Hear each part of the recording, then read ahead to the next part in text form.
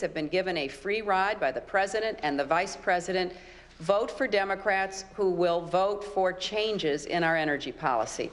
Well, that was Hillary Clinton's campaign promise back in July of 2006, just as the Lebanon war drove gas prices up. As you can see clearly here, gas prices are actually higher now than they were back when she made that promise. So what happened? Let's go in focus. Mike Ozanian, what happened to the Democrats' promise? The Democrats lied, David. They know that gas prices are really a function of refineries. We don't have enough of them in this country. It doesn't matter about the supply of oil. Look at Iran. It has more oil than you can eat, but it has high gas prices because it doesn't have enough refineries. She lied, and she knows that she votes against more refineries, and that's why gas prices are high. So, Leah, if we want gas prices down, we need deregulation. Classic Mike Ozanian argument, reducing it to one simple solution. More refineries, that'll solve everything. No, you can fault Hill and the rest of the Dems for overselling that legislation would bring down the price of oil, but they've done plenty. They're promoting more subsidies for alternative energy, fuel emissions, things like that. So these are long-term legislative But Victoria, to bills. Mike's point, it's true that gas prices were highest when Katrina put those refineries in danger. Exactly, and the Democrats historically have voted against drilling offshore, building new refineries, so they are to blame for why we have high gas prices now, in part. I think they are doing a better job of taking a long-term vision. They have put the environment on the map in the national agenda, in our dialogue, and that's a good thing. But today, why are you paying higher prices on the pump? Well, it's in part because of the regulations that we have in this country. And Quentin, it's true that the Dems said we wouldn't be paying high prices, but we are. Well, wait a minute. It's been 3 or 4 months, and you think lawmakers can change things overnight? Pelosi said in the first 100 hours. In the first 100 hours, you pass laws. Laws take a while to take But she hasn't effect. brought one of those laws up. Issue. Raising fuel efficiency standards takes a long time to kick in. It's profound. They should do it. Jim?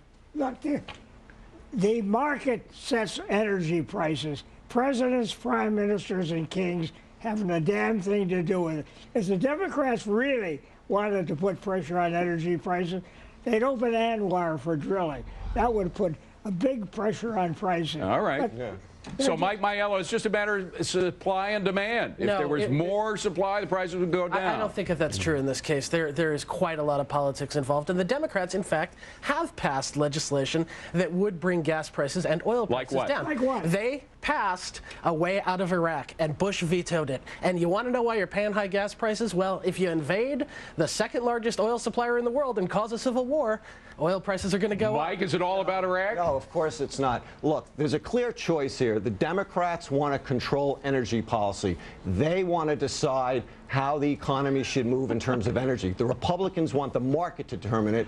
And if you believe Hillary Clinton when she says, I will take their profits, and you think a windfall profit tax will help, then, baby, let me tell you, you're nuts. Quentin, you're bending over in laughter. Why? Oh, Mike, it's just so great. There's a clear choice here. The Democrats are pus-filled vampires, and the Republicans are what are you talking about? Leah? Of course I agree with You said that, wait a minute. Go ahead, Leah. The point is that the Democrats have been very, very active about passing long-term legislation. I completely agree with Victoria. This is not a problem we got into in 3 months. It's not a problem we're going to get out of it. Jim, what about Mike's point that it's a matter of deregulating things so we have more refineries online and we'll have more gas? Of course, more drilling, and also, if we get out of Iraq, we're going to be turning that Iraqi oil over to the Iranians, who have only one goal in mind, and that is $200 oil. But, Victoria, there is that price pressure being put on the oil market because of what's going on in Iraq and Iran, no? Sure, but I think the real price pressure is a positive one, and that's global growth. Growth in China, growth in India. Those places, especially China, are just soaking up gas, and that's pushing prices higher. Right. Is that a bad thing? No, that's global prosperity. That's a good thing. Last word from Victoria out west. Well, Neil has been all over what's going on with the gas prices and who's not keeping their promises. You can catch your